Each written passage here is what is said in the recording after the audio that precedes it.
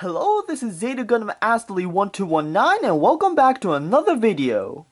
Today I'll be reviewing the high-grade Universal Sentry Bawoo. While this model came out in 2002, the original mold came out in 2000. And as I'll show you throughout the video, it's a pretty impressive model for the time. But does it hold up to modern standards? Let's find out. I'll first start off with the alternate mode like I did with the Mephis review. So let's look at the Bawoo Attacker first. And I gotta say, this is actually a pretty nifty looking jet. It really doesn't look like it's going to transform into anything aside from that horn. Well, enough of that. Let's look at the Bawoo Nutter. Now let's face it. This is a pretty wonky excuse for a jet, but I think I've seen worse. And as a side note, the front skirts are really loose on this kit. The same can be said for the shoulder pads, but luckily I tightened them up with silver Gundam marker. There's this clip on the bottom of the Bawoo Attacker which allows you to attach the beam rifle, and a clip on the back which allows you to attach the shield. Now it can't properly stay up. And sadly, this isn't action base compatible. And one more thing before I get into the transformation. These missile parts are also very loose. I tightened them up with Gundam marker too, but unlike the shoulder pads, they were not loose out of the box. Now for the transformation, I'll start with the Bawoo Nutter first. All you do is basically straighten the legs out and close up these wings so they act like side skirts. And as for the Bawoo Attacker, you basically extend the arms and then pull them back like so. Push the back down like so. Straighten out the wings. Pull up this cover which reveals a hole and then push it up to reveal the head. Put the shoulder pads up and then pull down the nose cone. You then combine the two fighters together, locking them in place by pushing down this green part.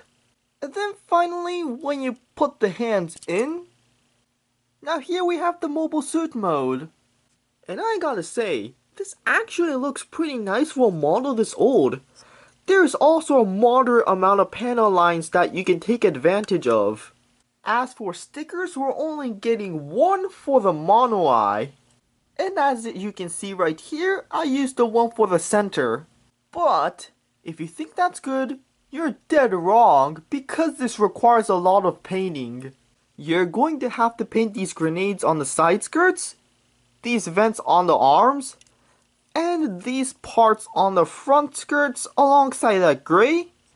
And as for the gray, you're gonna have to paint the inside of the shoulder pads.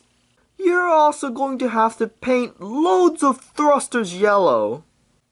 Now let's just move into the accessories. The beam rifle comes molded in gray, and you're gonna have to paint this green and red. A trigger finger is included so you can plug the gun right here. But I have to mention that the hand is molded at a weird angle. So you're gonna have to extend the ball joint a bit to put it in your desired position. And as long as if the model's standing still, it holds it fine. You also get a shield. And again, more painting. These red in the mega particle cannons, this white on the sides of the shield, and the gold Zeon emblem.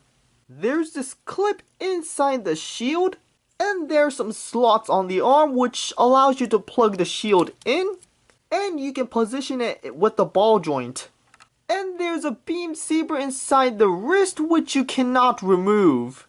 As a matter of fact, this thing comes with no beam saber handles. Instead you get, you guessed it, the old styled beam toothpick. This comes molded entirely in yellow, so I had to paint the blade gold and the handle gray. And it actually fits surprisingly tight into the hand. So much that I have to remove the hand cover if I want to remove it. And no, this isn't as a result of painting. It's like that out of the box. Well, since this is an old model, the beam toothpick is kinda acceptable. Now let's go over articulation because this is where it starts getting good. There's a ball joint at the head, but it won't move up or down. Rotation at the arm. Shoulder pads move up and down, and the arm can move out. Bicep swivel. Single jointed elbow that bends just below 90 degrees. And of course the wrist is on a ball joint. No waist movement on this thing. The front skirts are on bars, but I actually bothered to separate them. Side skirts can move up, and this allows the leg to move up this far, down this far, and out this far? Wow, some models couldn't even do the splits until 2009. A thigh swivel? Some later models couldn't even do that either. Double jointed knees? Foot is on a ball joint and the heel can bend forward. Let's do some size comparisons. Here he is next to a standard sized high grade, master grade, and the high grade Universal Century Afrit Schneid. As for my final thoughts on this kit, I'm going to give this a 7 out of 10. And would I recommend it? Well, yeah. And the transformation actually benefits the leg articulation. Is it on par with models from this era? Well, not really. You know why? Because the Reborn 100 exists. It's a much better model with much better color separation. And I'm planning to get it in the future.